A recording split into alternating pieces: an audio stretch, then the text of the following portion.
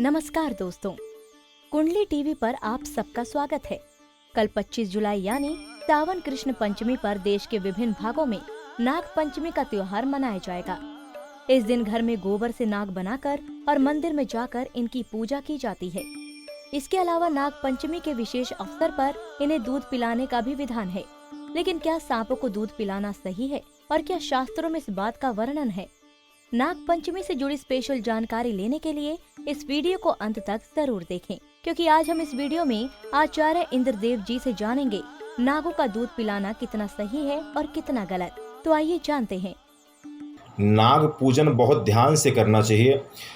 नाग देवताओं को आपने देखा होगा कि जो लोग दूध पान कराते हैं, दूध पिलाते हैं, दूध से नहलाते हैं, ठीक है, दूध भी पिलाते हैं, तो क्या दूध पिलाना चाहिए? दूध पिलाना उचित है या इससे हमें नुकसान हो सकता है? बहुत ध्यान रखने वाली बातें हैं। किसी भी उपाय का, किसी भी पूजन का, किसी भी पर्व का, किसी भी मुहूर्त का बहुत विचार के साथ ही सब कुछ करना चाहिए, तो परिणाम अच्छे मिलते हैं। नाग पंचमी के बारे में तो बहुत सारी कथाएं हैं, समुद्र मंथन से लेकर के ब्रह्मा जी के श्राप से लेकर के। लेकिन एक छोटा सा प्रसंग आप हम सब जानें कि जब राजा परीक्षित को श्रापवश तक्षक नाग ने डस लिया, काट लिया और उनकी मृत्यु हो गई। ये सब कहानी आप शायद सुने होंगे। राजा परीक्षित को तक्षक सांप ने काटा और उनकी मृत्यु हो गई, तो उनके पुत्र जन्मेजय ने प्रतिशोध की भावना से प्रण किया सर्प का नुकसान करने के लिए, नागों को नुकसान कर देने के लिए, और उन्होंने यज्ञ का आयोजन किया। देखिए मंत्र में कितनी शक्ति है, कितनी तपस्या रही होगी कि जब वो यज्ञ करने लग पड़े तो सभी धरती के सर्प आकर के उस कुंड में गिरने लग पड़े, जलने लग पड़े। तो आस्तिक मुनि ने नाग देवताओं की रक्षा की थी। जलते हुए हवन कुंड से निकाल करके उनके शरीर पर दूध डाल करके उन्हें शीतलता प्रदान की, या यूं कह सकते हैं ठंडा किया, अग्नि से बचाया। तो तब से भी नाग देवताओं को दूध चढ़ाने का विधान है, या ऐसा वरदान भी मिलता है कि जिन्हें नाग पंचमी को दूध चढ़ाते हैं, पूजन करते हैं, उन्हें बहुत फल मिलता है। नाग देवताओं को लक्ष्मी का रक्षक भी माना जाता है। नाग देवता ही गड़े धन आदि के, गुप्त धन आदि के भी रक्षक होते हैं। नाग देवताओं को क्षेत्रपाल का भी प्रतीक माना जाता है। तो नाग पंचमी को नाग पूजन अवश्य करना चाहिए। लेकिन आज हम जानेंगे दूध पिलाना कितना सच है या कितना ये नुकसानदायक है या फ़ायदेमंद है। पहले तो हम बात करते हैं कि नाग पंचमी को आप स्नान ध्यान करके प्रातःकाल ब्रह्म मुहूर्त पर उठ जाएं। आप यकीन माने, इन पौराणिक मान्यताओं से हमारे जीवन में बहुत प्रभाव पड़ता है। ब्रह्म मुहूर्त में उठे स्नान ध्यान करके। कुछ राज्यों की अलग अलग विधियां, अलग अलग रिवाज है कि जैसे कई राज्यों में घर के बाहर नाग का चित्र बनाने का भी रिवाज है, पूजन करने का। कई राज्यों में घर में ही नाग का चित्र बनाते हैं।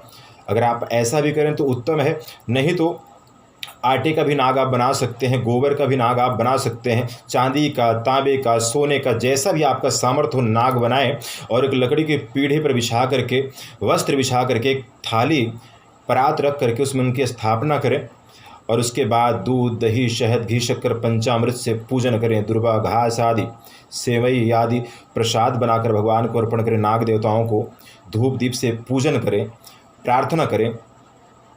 तो इस तरह नाग पूजन अगर आप करते हैं तो आपके घर से वास्तु दोष में भी आपको फ़ायदा होगा। नाग दंशन का भी भय समाप्त हो जाएगा, बहुत सारा लाभ होगा। लेकिन अगर आप नाग को, सर्प को दूध पिलाते हैं, यहाँ मैं क्लियर कर दूं कि पौराणिक मान्यताओं में भी, चाहे आप भविष्य पुराण देखें, चाहे आप वाराह पुराण देखें, चाहे आप अथर्ववेद देखें, तो उसमें ऐसी कहानियाँ नहीं आती हैं कि सर्प को दूध पिलाना चाहिए। ये परंपरा बन गई है। कई लोग तर्क भी देते हैं, अगर कोई मदिरा पान करता तो उसको दे देना चाहिए, कोई कुछ करता तो उसको प्रसन्न करने के लिए दे देना चाहिए। लेकिन अगर किसी सामने वाले के लिए चीज़ कोई अनिष्टकर हो तो उसे नहीं देना चाहिए अपने स्वार्थ के लिए, तो इसका प्रायश्चित लगता है। तो सर्प को दूध पिलाने का कोई भी प्रसंग पुराण में भविष्य पुराण में, वाराह पुराण में, अथर्ववेद में नहीं मिलता है। उन्हें नहलाने का, उनका पूजन करने का, उनकी सेवा करने का, उनकी रक्षा करने का, उनका सम्मान करने का प्रसंग मिलता है, क्योंकि नाग देवता का पूजन करने से बहुत लाभ होता है। और अगर आप वैज्ञानिक दृष्टिकोण से भी देखें, विज्ञान कहता है कि सांप को दूध पिलाना बहुत खतरनाक माना जाता है। विज्ञान की माने तो सांप को रेप्टाइल जीव है, ना कि स्तनधारी है। रेप्टाइल जीव को दूध हजम नहीं होता, वो दूध हजम नहीं कर सकते, उनकी अंतड़ियाँ धीरे धीरे खराब होती है, इन्फेक्शन बढ़ता है और कुछ समय बाद उनकी मृत्यु हो जाती है, या वो मृत्यु अवस्था पहुंच जाते हैं, वो परेशान होते हैं, बीमार होते हैं, बुरी अवस्था हो जाती है।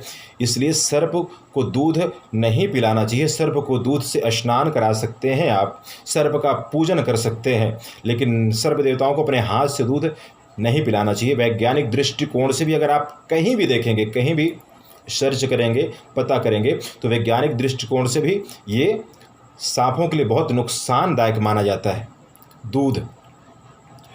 इसलिए सर्प का पूजन तो करना चाहिए, सर्प की सेवा करनी चाहिए। नाग पंचमी वाले दिन ब्रह्म मुहूर्त में ही उठ करके आप नाग पूजन करें। सायंकाल भगवान शिव के मंदिर में आटे का दीपक भी आप जगा सकते हैं। ये सब चीज़ें आपके लिए कल्याणकारी है। अगर किसी की जन्म पत्रिका में पितृदोष, काल सर्पयोग, नाग दोष आदि है तो उनके लिए बहुत शुभ अवसर है।